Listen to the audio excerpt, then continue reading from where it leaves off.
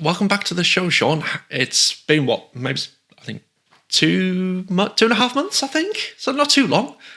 It's been a little break. It's felt like 2 years for me. Oh no!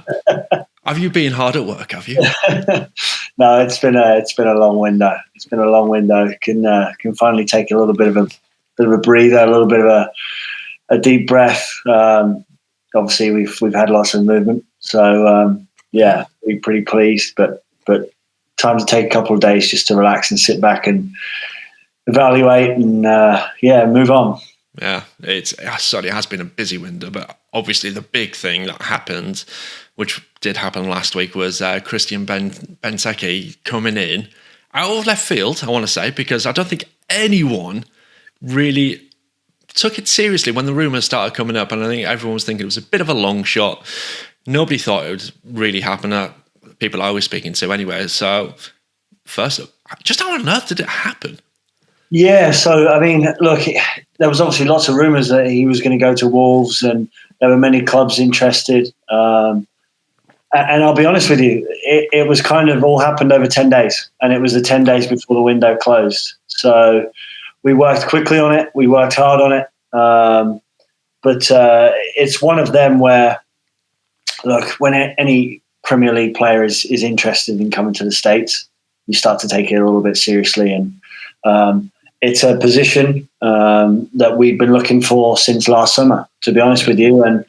And you know, with myself, Lucy, Dave, Stuart, and the ownership, we didn't want to pull the trigger on anything we weren't fully happy with in that position that was going to be a DP for us. So, you know, we had many that were ups and downs, and it just so happens that, you know, we've done a lot of work on other players. But like I say, 10 days before the end of the window, it was kind of, look, this is a possibility. Let's do our full analysis. Let's do our full homework on if this is right for us. And just every day progressed more and more and more. And you know, thank God we got it done over the line in the 11th hour. It was kind of I watched as a kid, as Sky Sports News, where Yes. you're watching it until the deadline officially closes, and even then, more news is coming in. And it was kind of one of them where we even though the window was shut, we were like, "Is it done? Is it done? Have we completed this?" It's still waiting for the thumbs up, and it was kind of like one of them where it's like, "Oh, hey." No, very, very pleased. But it happened very, very quick. We all took a step back and said, okay, is this right for us? Does this move the needle for us? And look, a player of his profile is well sought after throughout the entire world of football. Every agent, every club, every sporting director I talk to, it's, what are you looking for? We tell them, they tell us, and we end up saying, we're looking for a target number 9 who's mobile, can hold the ball up and can finish. And it's like, well, yeah, so are we. I mean, I think the big thing that you mentioned there, just as you were talking, was the fact that he was rumoured to be joining Wolves. So the fact that we've been able to beat a Premier League team, not just any, but actually a top 10, even European team, just how much for you does that mean that MLS as a league is coming on, but also as a club, the pulling power that we have now? Yeah, I mean, you've hit the nail on the head with both of those. Number one, in terms of the league, just the type of player, the caliber of player that is coming to this league now. I mean, look at what Toronto have managed to do with 2 signings. Yeah. I mean, they're looking fierce. And so, it's kind of one of them where, again, players like Christian and Bernadeschi and Cini, they're all wanting to come to this league, and for the right reasons of, it's a league that's growing and growing, and everybody wants to be a part of that project. But secondly, the pulling power that we have as a club, certainly with Wayne's history, and certainly with what he did with Derby, and now coming back to the club, he's a legend in his own right in terms of his playing career. Now he's starting to build his coaching career. But it's wild, the pool of players we managed to dip into. to be a little bit candid, it's, the first 2 weeks he was in, we were in the war room, we call it, chatting through some options that we had.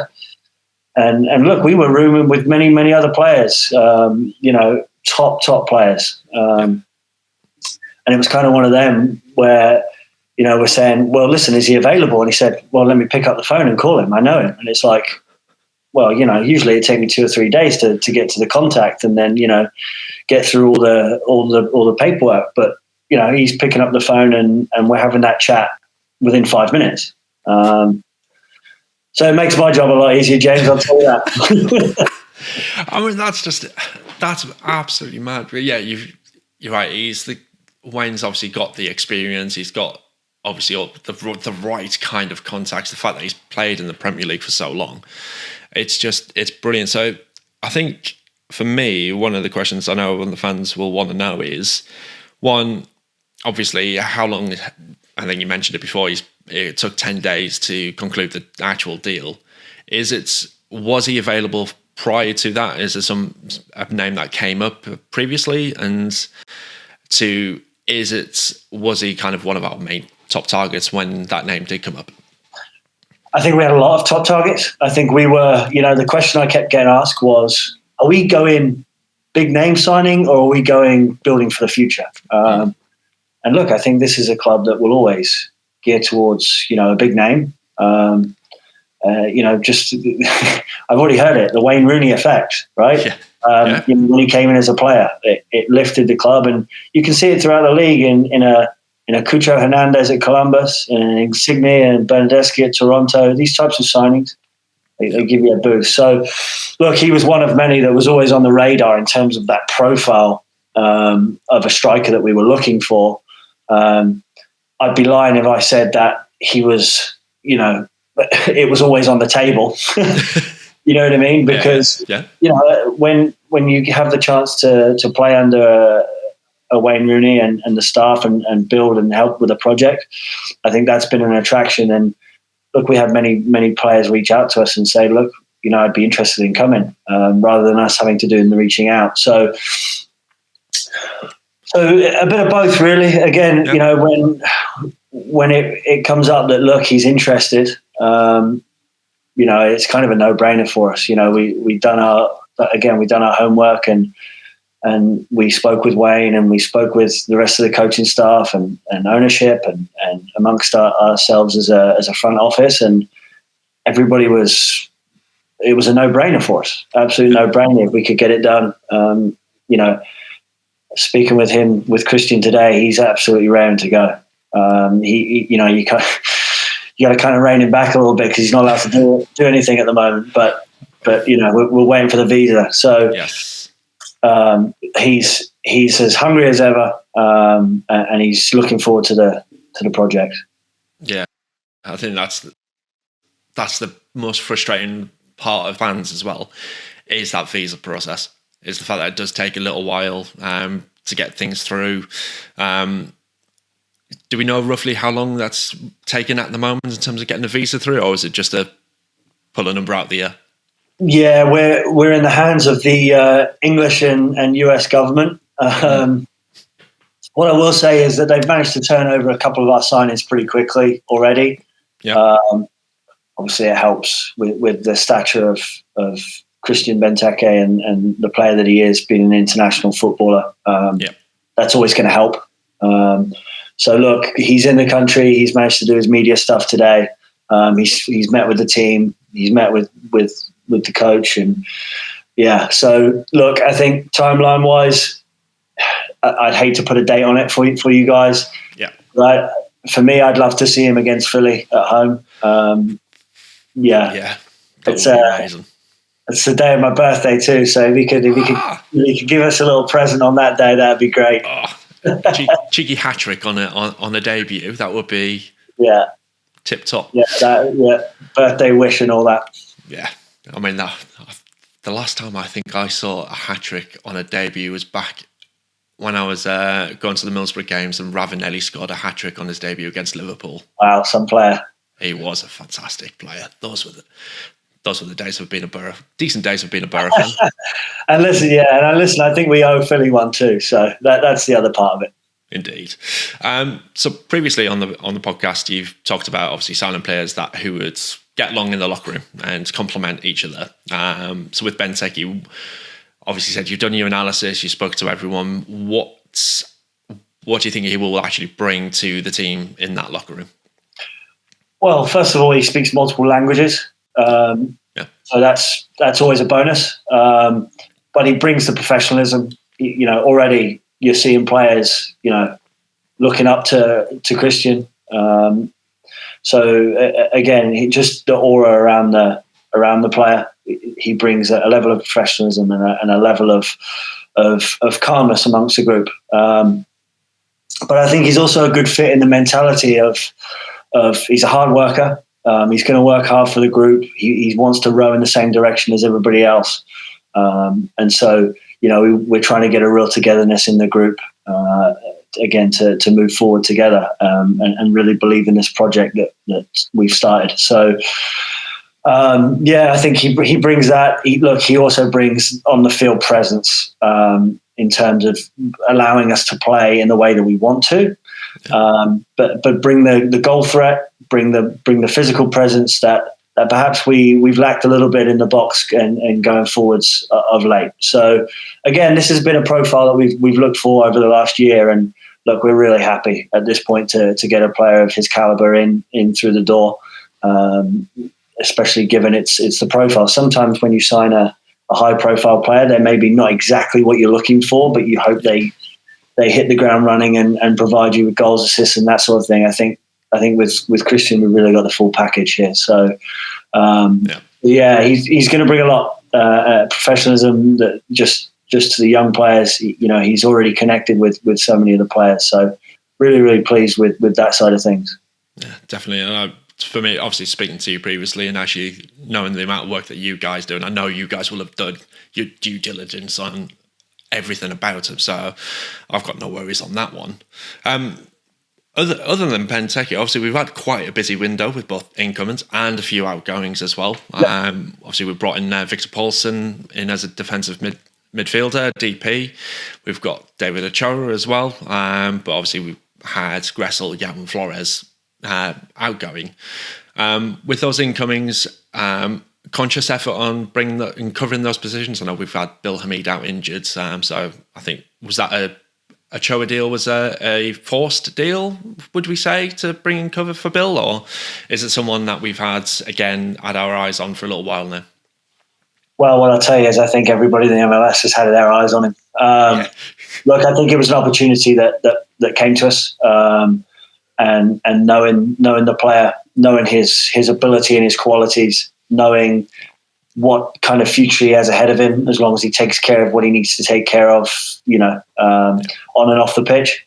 It's a no-brainer for us, an absolute no-brainer for us. And again, it's only going to drive the rest of the group, whether it be Bill, whether it be Romo, whether it be Kempin. It's just going to drive the group in the right direction in terms of competition. And if you get the chance to bring in a young goalkeeper that has real promise and real quality, you got to get it done. And so that's where we were with that one. Again, really, really pleased, looking towards the future and building in terms of, we want our keepers at this point to be a part of the build out. We want them to be good with their feet, and we want them to contribute heavily when we have the ball. Yeah. We've seen Romo recently absolutely dominating sort of that, coming out of the box and actually wanting the ball and passing it around and distributing them. We saw the ball over to Kamadi Smith at the weekend against Red Bulls, which was just phenomenal.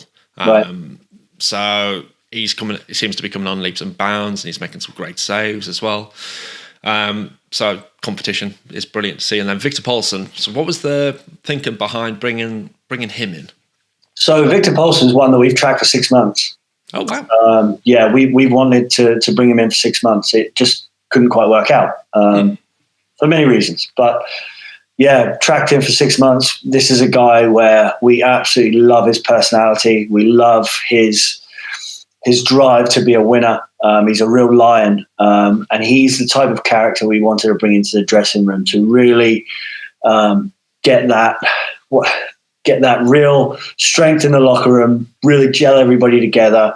He's talking all the time, so he's brings experience and a real locker room guy. But not only that, his quality on the pitch.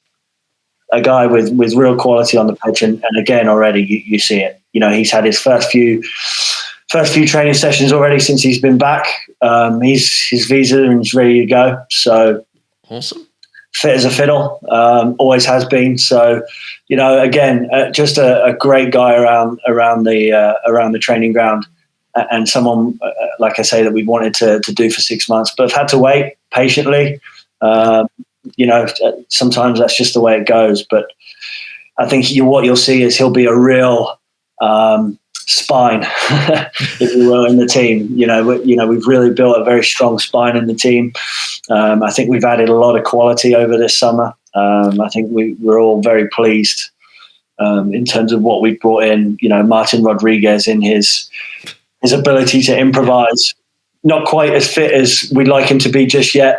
I think he's got a lot more to give, but let me tell you, when he hits full fitness, he's got a lot to provide. Combining with Taxi, his positional versatility, and look, we could talk about every signing. Miguel Berry, a player that in January we inquired with Columbus to try and sign. It wasn't available at the time. Wow. Kept the fire alive and look, managed to be able to pull it off this summer. Again, a player that's really hungry to come and show what he can do. Yep. We believe in his quality. I think you saw Red Bulls in a tough physical game. He can really show his own, hold the ball up, provide an outlet for us. Look, I had a conversation with him after the game against Red Bull, and he said, I've had 4 games. I don't think I've played very well. And I said to him, listen, the goals will come.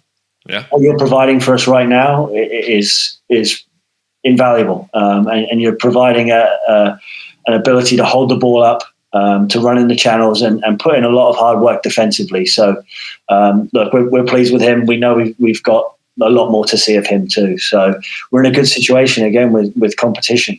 Yeah, definitely. So summer transfer completely finished now. We're done and dusted. What's next? Straight back at it. Straight back on the road. Now this is sort of take a step back. Let's assess the window. What do we do right? What do we do wrong? How can we change things? Processes. That type of thing. What are we missing? And look, we won't do that overnight. We'll go away. We'll wait a couple of weeks. We'll assess. A couple of us are going to maybe get a couple of days just to really take a step back from it. So yeah, I think it'll be evaluation of the processes, evaluation of what we've got in the squad, evaluation of what does January look like in terms of contracts, in terms of players that in and out. Look, it's a revolving door. It's a never-ending cycle. Staying in constant contact. So the main piece will be evaluation of the window, and then looking ahead into January, into that window to honestly make sure you try and get the pieces in before the window's shut and before you start pre-season.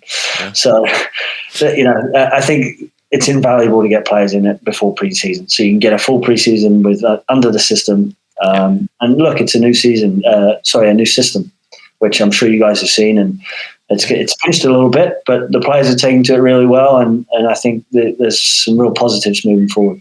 Yeah, I think we saw a good direction going in that Red Bull game. The compactness, the defensive play was just much better, and I just think we were a bit unlucky not to take anything from that game. Well, take 3 points from that one, because for me, the standout player in that game for me was Kamadi Smith. Right. I think he was just phenomenal. He just seems to be, considering he's a forward, he's really owning that left back. It's great to see. Yeah, it's a credit to him, number one, because he's had a bit of an up and down career here at DC since he was drafted. And look, players fall in and out of favour. But the one thing he's never done is complained. The one thing he's never done is sort of just take the day off. He's worked hard. He's taken his medicine, gone to play it loud and got his minutes. And look, he'll play any way you want him to play. And I think it was a real testament to his character in the way that he played. He was asked to do the left back role. But what I'll say, on top of that is, it's been really refreshing with the new manager and the assistant and Pete, in the way that they've come in and made it very clear about how they want to play. Right. So that allows players to go out and perform, and the way that they want the players to perform, and in structuring and making it simple, really. But I thought your assessment of him was spot on. I thought he was great. I thought he provided a real threat.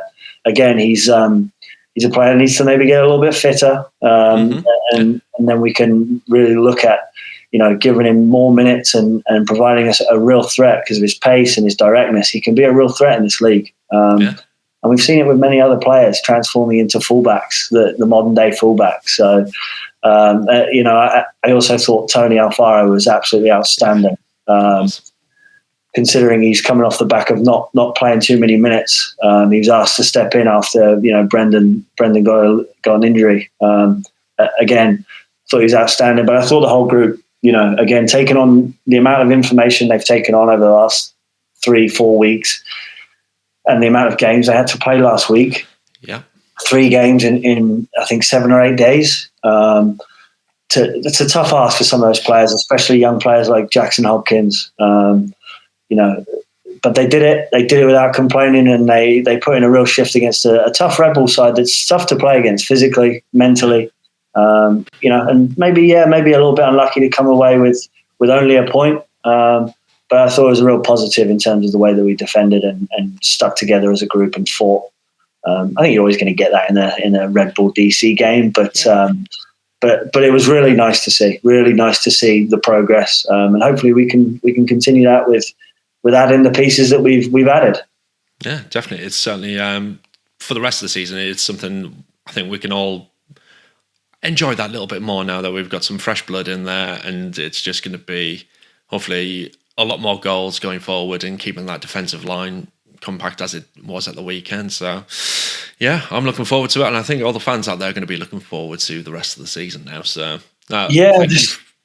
just looking to give it a real good go to the end of the season, James. Just we've got nothing to lose at this point, so let's have a real good go, and let's get behind the team as a fan base, and we're certainly doing everything we can to make a real push. So we got a few months left, and then we can enjoy the World Cup hopefully after a fairly successful end to the season. Yes, and speaking on that, who you could? I mean, I'm gonna know the answer to this one, but I think a few people. Obviously, you work for DC United. You spent a lot of time over in the States, but when it comes to that England USA game I think it's on Black Friday. How torn are you going to be?